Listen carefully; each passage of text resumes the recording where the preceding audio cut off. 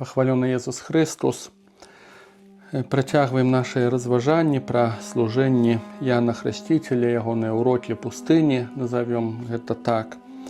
І чарговы трэці крок, нагадваю, першы быў гэта метаноя, пакаянне як змена спосабу мышлення. Другі крок это быў пошукі прастаты. І трэці крок мы чытаем далей у Евангелии ад Матвея, 5 верш, 3 раздзел, 5 верш. Тады выходзілі да яго Иерусалим і ўся Юдэя і ўсе ваколіцы Ярдана і прымалі хрост ад яго ў рацэ Ярдан, вызнаючы грахі свае. Трэці крок гэта вызнанне грахоў. Звяртаю ўвагу, што гэта не тое самае, што пакаянне. Першы крок. Гэта не тое самае, што змена мышлення. І можа быць, што ўвогуле гэтыя два элементы, пакаяння і вызнання грахоў, яны могуць не сустрэцца. Па ідэі, павінны быць і адно, і другое. Так у ідэале таксама правільнае, але можа так быць, што яны проста разыйдуцца. Калі гэта адбываецца? Часта для нас, для хрысціянаў, католікаў, характэрна прыходзіць свята, людзі ідуць да споведзі, яны проста вызнаюць свае грахі. Пакаяння вельмі часта няма. Асабліва тыя, хто там раз на год паяўляецца ў касцёле, это ўсё такое, сказаў бы, нават святатацкія споведзі. Як правіла, там ёсць вызнанне грахоў, можа трошку эмоцый, але пакаянне, што перасэнсаваць, зрабіць высновы, рашэнні нейкія, это нешта такое глыбокае, ўнутраныя змены. У прынцыпе, тады пакаяння гэтага няма. Таму, на жаль, гэтыя два элемента могуць не сустрэцца. І сказаў бы, што вызнанне грахоў па-нармальнаму гэта вынік пакаяння. Канешне, пакаянне больш фундаментальнае. Это ўнутраная такая свядомасць, што я зграшыў. Як бы сказаў бы, што вызнанне грахоў гэта ўжо чарговы крок, ён важны. Цяжка сказаць, што больш важнае, менш важнае, але ўсё-такі выдаецца, што вызнанне грахоў гэта вынік майго ўнутранага пакаяння. Часам людзі кажуць, што яно магчыма і не патрэбнае, і, канешне, з гэтым не згадзіўся б. Хаця б з таго, што ранняе хрысціянства ведала вызнанне грахоў ад самага пачатку, прычым публічнае вызнанне грахоў. У старажытным касцёле не было такога паняцця, як вушная споведь, тое, што мы маем сёння. У першае стагоддзе хрысціянства. Па-першае, спавядаліся рэдка, это толькі з цяжкіх грахоў, а па-другое, разумелі, што грахі это настолькі сур'ёзная рэч, што і пакаянне павінна было быць публічным. І хрысціяне старажытныя публічна каяліся, публічна вызнавалі свае грахі. Скажем так, не, каяліся, можа, не публічна, але публічна вызнавалі свае грахі разам з пакаяннем. І гэтая практыка засталася, між іншым, у некаторых манаскіх супольнасцях. Не ведаю, як на сённяшні дзень, ці ў гэтых такіх закрытых манастырах, наколькі там яшчэ надалей практыкуецца, але доўгі час у традыцыі было, што манахі, саграшыўшы, яны публічна каяліся перад усёй супольнасцю. І гэты элемент мы бачым, што ён ёсць у паслузе Яна Хрысціцеля. Канешне, у нашым разуменні, у нашым мышленні гэта можа і не патрэбнае, бо Бог ведае сэрца і так далей. У пасланні Якуба прапісана: «Вызнавайце адзін аднаму грахі і маліцеся адзін за аднаго». І гэта была такая практыка. Сказаў бы я з гэтай практыкай, ніхто мяне не пытаецца, канешне, ці я згодны, ці не, але бачу ў гэтым вялікі сэнс. Таму што бачу, насколькі важна чалавеку умець выносіць на святло важныя рэчы. Не толькі грахі. Увогуле, усе важныя рэчы важна умець выносіць на святло. З некім, каму давяраеш, падзяліцца, расказаць, нават болі там нейкія свае, і грахі таксама. І таму тут, можа, перш за ўсё грахі. таксама важна, каб былі сведкі майго пакаяння. У нейкім сэнсе нам тады прыходзіцца пераадолець свой сорам, але ў гэтым якраз такі ёсць вартасць. Калі я зграшыў, калі я нагадзіў, этаму ж павінна быць нейкая цана, павінна быць нейкае наступства таго, што я зрабіў балюча Богу, што я проціў яго пайшоў сваімі грахамі. І таксама, калі людзі саромеюцца вызнаваць свае грахі, лічаць, што это такая сфера даволі прыватная, это праўда. Нам некалі ў свой час у семінары отец духовны казаў, што калі саромеецеся, это вельмі добра. Таму што споведь не для таго, каб вы прыйшлі і расказвалі, што ў вас усё ўдалося. Споведь якраз такі для таго, каб асаромецца з таго, што мы грэшнікі, і даць магчымасць скарыцца нашым сэрцам. Таму гэта трэці крок, трэці крок важны. Гэта вызнанне сваіх грахоў, і тут трэба прыйсці і з сорамам, і ўмець агаліцца перад бліжнім, і адкінуць свой страх, і не апраўдвацца. Просто этот трэці элемент, ён важны. І чацвёрты крок гэтай духоўнай пустыні. Чытаем далей з 7 верша. Убачыўшы многіх фарысеяў і садукеяў, якія прыходзілі да яго хрысціцца, ён сказаў ім: «Племя змяінае, хто навучыў вас уцякаць ад будучага гневу? Прынясіце ж годны плён пакаяння і не думайце казаць сабе: маем Абрагама за бацьку, бо кажу вам, што Бог можа з камянёў гэтых абудзіць дзяцей Абрагаму». 9 верш гэтым сканчваем. Чацвёрты крок у этой пустыні, у этой навуцы, у этой школе пустыні Яна Хрысціцеля — гэта плён пакаяння.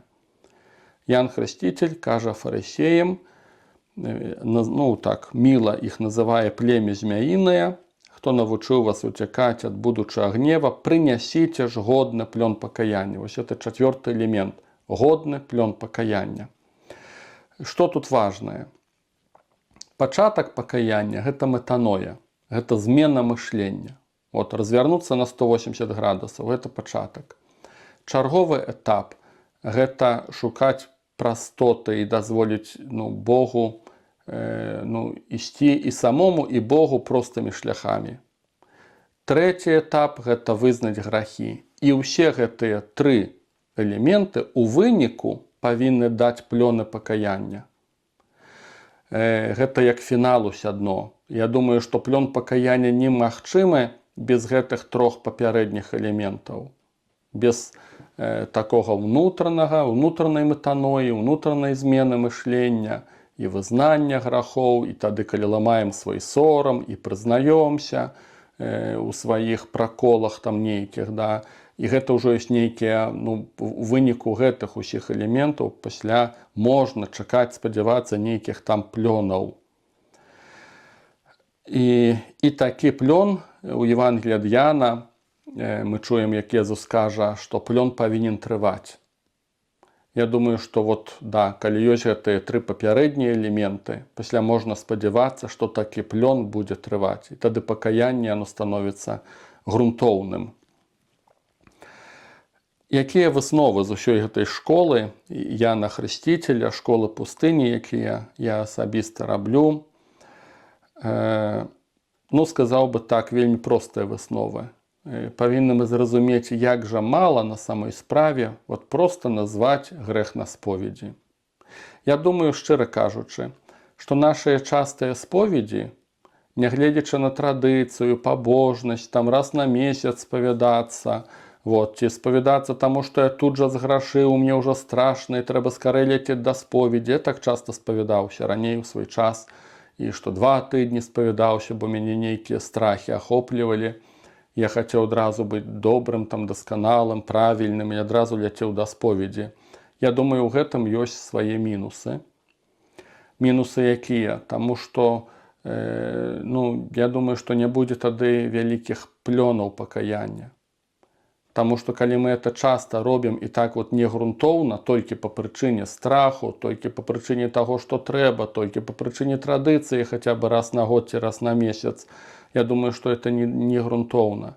Таму што сапраўднае пакаянне, ну, яно павінна вот усе эти элементы прайсці. Ты павінен усведамляць шлях сваіх зменаў, змены мышлення, павінен ужо думаць, што я хачу мяняць у сваім жыцці. Я часта людзям раю і кажу, што калі дзіцё да споведзі, это не ксёндз павінен думаць, што вам мяняць у сваім жыцці. Это я, калі ўжо каюся, я ўжо сам павінен думаць, што я павінен мяняць у сваім жыцці. Святар, ён толькі сведка майго пакаяння, можа не даць ніякай навукі, проста пачытаць малітву об адпушчэнні грахоў. Всё астатняе — это моя праца з Господам. Вот, і, ну, то есть это моя такая, можа, ну, такая з найважнейшых высноваў урокаў Яна Хрысціцеля. Сказаў бы так, што да грунтоўнага пакаяння як жа мала проста вот ісці і вызнаваць грахі. Як жа гэта мала проста вот на споведзі назваць свае грахі. Ну так, павінна быць змена мышлення, пошукі прастаты, вызнанне грахоў, да, вынесці на святло, то есть і павінны быць плёны. Вот это вот усё ёсць сапраўдным пакаяннем. І нічога дзіўнага, што Ян Хрысціцель так крытычна адносіцца да фарысеяў, которые лічылі сябе праведнікамі. І Ян Хрысціцель, ну, неласкава іх называе, і з племем змяіным, а далей кажа: не смейце нават казаць маем Абрагама за бацьку, таму што кажу вам, што Бог можа з камянёў гэтых абудзіць дзяцей Абрагаму. Ян Хрысціцель хоча паказаць, што не ганарыцеся тым, што вы дзеці Абрагама. Не думайце, што калі вы прыналежыце да народа выбранага, што калі вы робіце нейкія там практыкі рэлігійныя, то гэта ўжо вас апраўдае. Ян Хрысціцель хоча паказаць, што сама прыналежнасць да народа выбранага, сказаў бы па-нашаму, да касцёла, да хрысціянства, да нейкіх рэлігійных практык, сама гэтая прыналежнасць яшчэ не дае плёнаў духоўных. Да. Вось такія высновы. Александр Мень, каментуючы гэты тэкст, 9 верш Яна Хрысціцеля, кажа, што гэта 9 верш Евангелія ад Матвея, вот, гэтыя словы Яна Хрысціцеля. Александр Мень кажа, што гэта ігра словаў у арамейскай мове, і што па-арамейску камяні і дзеці — гэта тое самае, і сыны — это тое самае слово. Не называйце сябе сынамі Абрагама, таму што Бог з камянёў можа ўзбудзіць сабе сыноў. Это ігра слоў. Так каментуе Александр Мень. І возьмем яшчэ трошку далей, каб ужо скончыць паслугай Яна Хрысціцеля. 10 верш. Ужо сякера прыкладзена да карэння дрэў. Таму кожнае дрэва, якое не дае добрага плоду, будзе сечана і кінута ў агонь. Я вас хрышчу вадою дзеля пакаяння, але той, хто ідзе за мною, мацнейшы за мяне, і я не варта несці сандалі ягоныя. Ён вас будзе хрысціць Духам Святым і агнём. Лапата яго ў руцэ ягонай, і ён ачысціць гумно сваё і збярэ пшаніцу сваю ў засекі, а мякіну спаліць агнём непагасным. Но это ў нейкім сэнсе выснова увогуле вот этой паслугі духоўнай Яна Хрысціцеля. І выснова непростая. У 10 вершы чуем: ужо сякера прыкладзена да карэння дрэваў. Таму кожнае дрэва, якое не дае добрага плоду, будзе сечана і выкінута ў агонь. Прачытаў такія цікавыя каментары. Вот што это за вобраз, што крыецца за гэтым, што дрэва не дае плоду, і з ім ужо нічога не зробіш. У Евангеліі ад Яна, дзе Хрыстос прапаведвае пра вінаградную лазу, бадай што гэта 10 раздзел Евангелія ад Яна, калі не памыляюся, там ідзе размова пра тое, што вінаградная лаза ачышчаецца. Ёсць такія грахі, это не мая думка, это каментар аднаго бібліста, даследчыка Бібліі да гэтай тэмы. Грахі ёсць розныя. Канешне, грэх это заўсёды грэх. Зло это заўсёды зло. Але тым не менш, мы, я думаю, добра ўсе і па навуцы Касцёла, і інтуіцыйна разумеем, што грахі розныя. Дробныя, абыдзеныя, павярхоўныя. Навука Касцёла казала і кажа, што ёсць цяжкія грахі, смяротныя, лёгкія, розныя варыянты. Все мы разумеем, што там не памаліцца нейкімі малітвамі і зрабіць аборт, это ўвогуле розныя справы. Ці там вайна, забіццё чалавека, это не тое самае, это ўсё розныя справы. Усе мы гэта добра разумеем. Вось. І таму, і грахі ў духоўным міры яны розныя, у духоўным свеце. Гэта залежыць ад свядомасці, ад волі, ад матэрыі, насколькі мы свядома грашым. Д'яблы так зграшылі, што яны ўвогуле пакаяцца не могуць. Я б сказаў бы так, што, напэўна, ўся розніца ў грахах у тым, ці мы свядома гэты грэх робім, ці ўсё-такі нешта не разабраліся па слабасці нашага арганізма, па нейкаму нявуцтву, ці таму, што іншыя людзі прычыніліся да нашых грахоў. Усё гэта ўплывае на цяжкасць граху. Але найбольш уплывае свядомасць. Да? Значыцца, ёсць грахі, которые мы робім па той ці па іншай слабасці, а ёсць грахі, которые мы робім таму, што это наш выбар, это нам хочацца, гэта наша пазіцыя. І менавіта, магчыма, таму вельмі такі няпросты, складаны тэкст у першым пасланні, калі апостол кажа, што ёсць грахі, которые вядуць да смерці, і ёсць грахі, которые не вядуць да смерці. Калі грэх вядзе да смерці, Ян раіць, што нават не раю за такіх маліцца. Ёсць розныя каментары, ніякі з іх мне ніколі не падабаўся асабліва, таму што няпростая такая тэма, што ж это за грахі такія, што апостол, который пазнаў любоў Божую, ён кажа, нават не раю, каб маліліся за такіх людзей. І большасць згаджаецца, што ідзе размова пра грэх абсалютна свядомы. Ніхто не моліцца, напрыклад, за пакаянне д'ябла. Не чуў такіх людзей, думаю, што это сэнсу не мае. Але Ян, канешне, кажа пра людзей. Значыць, людзі так могуць свядома грашыць, што, можа, і не варта умешвацца, бо это іхны выбар, это не па слабасці. Это абсалютна іхны выбар, да. Вось. І, ёсць такая розніца паміж грахоў. І на фоне вось гэтага разважання, розніцы грахоў, да, ёсць такая рэч, што у выніку некаторых грахоў, да, мы становімся слабымі, і Бог нас ачышчае.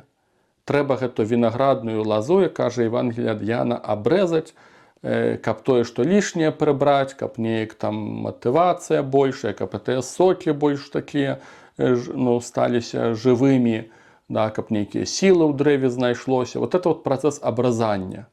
Это тады, калі мы грашым па нейкіх там слабасцях. А ёсць такі грэх, казаў гэта адзін даследчык, калі трэба рэзаць дрэва ў корань, таму што абразаць ужо не мае ніякага сэнсу. Проста это дрэва, яно знішчальнае, да, для іншых, і карысці з гэтага ўжо ніякага няма. Што нават сам Бог разумее, што трэба дрэва такое выразаць у корань. Можна разважаць шмат, што гэта за грахі. Можаце адразу заахвочваю загрузіцца гэтай тэмай. Мяне это трошку здзівіла, шчыра прызнаюся, вось гэтыя думкі, што это могуць быць за грахі такія, калі ўжо прыходзіцца проста выразаць у корань. Я сабе пара рэчаў накідаў. Чыста моя версія, чыста мае разважанні. Можна не падпісвацца абсалютна пад гэтым. Называю зло ў корні. Першае, што я там накідаў сабе, гэта тады, калі людзям патрэбны Бог толькі для таго, каб рашаць свае праблемы. Бог патрэбны толькі, нейкі бізнес такі. То есть няма ніякіх адносінаў з ім, няма любві. Не гучыць нават гэтая тэма пакланення Богу, не гучыць гэтая тэма любіць Бога. Просто Бог надо для таго, каб рашыць мае праблемы. З такой самаўлюблённасцю тут далёка не пройдзеш. Бог тут увогуле другарадны, і калі такіх людзей у касцёле становіцца многа, калі ўвогуле мы вот так вот і такімі спосабамі жывём, што Бог трэба для таго, каб толькі рашаць мае праблемы, гэта, сказаў бы, катастрофа. Это я так сабе напісаў, можна не згаджацца, это адзін з відаў грахоў. Другі – гэта фармалізм і рытуалізм. Тое, чым хварэлі фарысеі. Яны выконвалі прадпісанні закону, не меючы з Богом нічога супольнага. Гэта нейкая такая форма паганства. Ты робіш рытуалы і лічыш, што гэтыя рытуалы ўратуюць цябе. Вось, як нейкая форма волшебства, назовем гэта так. І, таксама, да, там ноль любві, там усё мёртвае, Бог там ні пры чым, мы просто фармальна выконваем нешта. Я б сказаў бы, да, это такі грэх, который, у корані, наверное. Так думаю, да. Можна са мной, конечно, не згаджацца. Яшчэ які, мне намаляваўся такі грэх, это тады, яны ўсе такі трошку падобныя. Это ўсе праблемы тады, калі людзі Богам увогуле не зацікаўленыя. Усе гэтыя элементы, што я называю, грэх у корань, который трэба выразаць, тады, калі людзі нават не глядзяць на Бога, яны ўвесь час зацікаўленыя сабой. І тут такі мне момант намаляваўся трошку, калі ўжо судзяць Хрыста, і это апошнія дні жыцця Пана Езуса на зямлі, і гучыць гэтая фраза, што лепш, каб адзін чалавек загінуў за народ, чым каб увесь народ загінуў. І тады рашаюць, што лепей, каб Хрыста забіць, а інакш там паднімецца народ, паўстанне будуць, прыйдуць рымляне, знішчуць і так далей. У гэтых усіх разважаннях нават не гучыць Бог. Нават няма пытанняў, як па-божаму, як ён думае. Гучыць нешта іншае. А што гучыць іншае? Дабро народа, палітычнае дабро становіцца важнейшым, чым Гасподь. Гасподь увогуле ідзе ў цень, ці увогуле на далёкі план. Я думаю, што тыя, хто такімі катэгорыямі жывуць, нягледзячы на сваю знешнюю рэлігійнасць, я б назваў бы, што гэта грэх у корань. Так мне падаецца. І шмат пунктаў у мяне тут малюецца. Калі часта людзі кажуць, не буду маліцца, не буду пакланяцца Богу, бо не на той мове моляцца. Бо гэтыя моляцца па-беларуску, гэтыя па-руску, а гэтыя па-польску. Это, сказаў бы, это хворая рэч. То есть я адмаўляюся ад Бога, таму што не тая мова. Мова займае першае месца. В прынцыпе, што там далей тады чакаць. Ці, напрыклад, нехта там не будзе маліцца, бо не адпавядае там нейкім традыцыям палітычным, у якіх ён выхаваны. Не кажу пра тое, што часам палітычныя пазіцыі ідуць насуперак Богу, это адна справа, але часам проста выхаваныя ў адных традыцыях, а тут нешта другое і ўсё, абсалютна ніяк. Ці часам і таксама так чуў, калі пабудуецца святыня, калі будуць сцены, тады мы будзем хадзіць. Як по мне, это такое мертвятина такая, что это значит, что Бог тут ни при чым. Нам трэба сцены, нам трэба нейкі дизайн, нам трэба, каб эмацыйна нам комфортно было, Бог тут ни при чым. Ці нехта там кажа, праўдзівая музыка гэта арганная. Калі арганы будуць, тады я буду маліцца. А іншы наадварот скажа. Я буду маліцца, калі толькі інструментальныя, як моладзь моліцца, гітара і так далее. Пад ніякі арганы маліцца не буду. Атрымоўваецца, Бог залежны ад нейкіх інструментаў, ад нейкіх традыцый, ад нейкай формы культуры і так далей. Гэта мёртвыя рэчы. Можа, занадта я, конечно, загибаю, но это, ведаеце, мае разважанні. Просто я ўсур'ёз так загрузіўся гэтай тэмай. Чаму для мяне тыя рэчы такія сур'ёзныя? Это ўсяго толькі некалькі пунктаў я там назваў. Можа быць, намнога больш. Чаму сур'ёзныя? Таму што, калі вось гэтыя элементы працуюць, я часта не бачу, каб людзі мяняліся. Я бачу, што яны рэлігійныя, вот яны ў касцёл там ходзяць, яны моляцца, да, но там Бога няма. Вот, таму што ўключыліся даўно нейкія рэчы, это нейкая ілюзія, і людзі вось у гэтых ілюзіях прабываюць, там пра Бога гаворка не ідзе нават. І ну нічого дзіўнага, што тады ўсё это бясплоднае. Тады это ўсё такое даволі пустое. Ну, неяк так. Заахвочваю прызадумацца. То, ведаеце, мяне так зачапіла, што я так акунуўся ў гэтую тэму. Але заахвочваю прызадумвацца, можа для вас нешта іншае адкрыецца. Вот, што это могуць быць за грахі такія, калі ўжо не проста абразаецца, вось як вінаградная лаза, а дрэва проста трэба сячы. Вот што это могуць быць за грахі такія? Запрашаю. Няхай слова для вас будзе жывым, прызадумайцеся. І апошняе. Так цікава выйшла, нават падзялюся як трошку як сведчанне з вамі, што калі я рашыў чарговую эту біблійную катэхезу запісваць, і так выйшла, што я сёння слухаў сведчанне зусім па іншай тэме, абсалютна па іншай, просто так саўпала.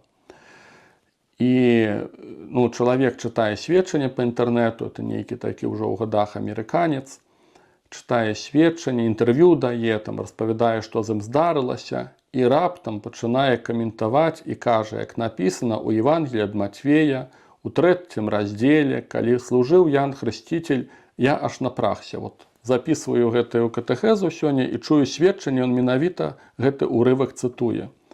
І што ён прадставаў цікава, вот просто хочу вам падзяліцца, мяне это зацапіла. Ён, Христос, это у нас 11 верш, ён вас будзе хрысціць Духам Святым і агнём. Лапата яго ў руцэ ягонай, і ён ачысціць гумно сваё і збярэ пшаніцу сваю ў засекі, і мякіну спаліць агнём непагасным. Христос будзе хрысціць Святым Духам і агнём. І вось этот чалавек кажа, што значыць хрышчэнне Святым Духам, вогненнае хрышчэнне Святым Духам. Многія плыні, такія харызматычныя ці пяцідзясятнікі, будуць казаць, што гэта дар моваў, што это характэрная рыса. Вот як пазнаць, што мы хрышчаныя Святым Духам? Гэтае паняцце хрышчэння Святым Духам. Будуць казаць многія пратэстанты, што гэта дар моваў. А гэты аўтар, ён пратэстант, да, з такіх кругоў харызматычных, ён кажа, гэта не толькі дар моваў, далёка не толькі дар моваў. Гэта такая прысутнасць Святога Духа, которая цябе распальвае, і агонь Святога Духа ўнутры гарыць.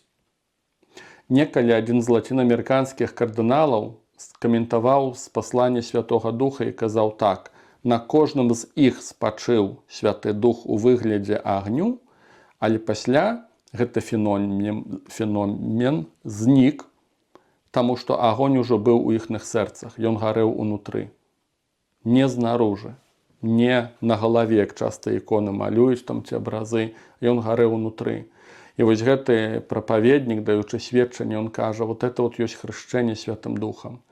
І мне лягло это на сэрца. Таму што я асабіста перакананы, што некалі па міласці сваёй Бог даў мне хрышчэнне Святым Духам, і дар моваў не адкрыўся, хоць я яго нейк хацеў і чакаў, і нават трошку нейкія ілюзіі былі. І тым не менш у мяне ёсць і такія асабістыя, і не толькі, і знешнія пацвярджэнні, што гэты момант хрышчэння Святым Духам ён адбыўся. І калі я пачуў сёння гэтае сведчанне, мне ўсё сталася вот на месцы, да, што асноўны элемент хрышчэння Святым Духам, такая асаблівая прысутнасць Святога Духа, гэта не дар моваў, і нават не перажыванне, і нават не аздараўленне, а тое, што ў табе пачынае гарэць этот агонь, што ты не абыякавы да справаў Божых. Ты перастаеш сабой нават заганяцца. Калі людзі так хочуць перажыць хрышчэнне Святым Духам, што шукаюць перажыванню, это значыць, што і блізка нават тут не ідзе размова пра Святога Духа. Людзі занятыя сабой, сваімі перажываннямі, сваімі эмоцыямі, сваімі праблемамі. Агонь Святога Духа у тым, што ты гарыш для ягоных справаў. І это может быть зусім не звязана з эмоцыямі, а часто звязана. Вось, і гэта той агонь, далей казаў гэта, вот тут я не ўпэўнены, што я ўжо аж гэты этапы прайшоў, далёка не ўпэўнены. Але гэта агонь, той огонь, который спальвае солому. Это ўсё тое, што лішняе ў тваім жыцці. Вот это ўсе віды светскасці, гэта ўплыў гэтага міра, голас гэтага міра, князя гэтага міра, мода, которая гучыць у гэтым міры, в гэтым свеце, галасы іншых людзей, да, вот все, это все солома. И Дух Святы, которому покараемся, и он с таким огнем приходит, да, что ты горишь для справаў Божых, и гэта огонь спальвае ўсё тое, что непатрэбнае. И гэта огонь трэба падтрымліваць. Таму мало толькі прыняць хрышчэнне Святым Духом. Святое Писание кажа, что трэба обновляться. Павінна быць обновленне. Этот огонек, он может загаснуть, як у гэтых деваў, которые чекают жениха своего. Огонек погас. Тому рассказывать про то, что отбылося 20 годов назад, это маловато. Огонек трэба, уже не углубляемся в гэтую тему, огонек трэба уметь падтрымліваць і клапаціцца пра яго, не дазволіць, каб ён загас. Для мяне это нешта важнае. Вот, дословно, гадзіну назад толькі гэтую тему адкрыў для сябе. Хвала Пану.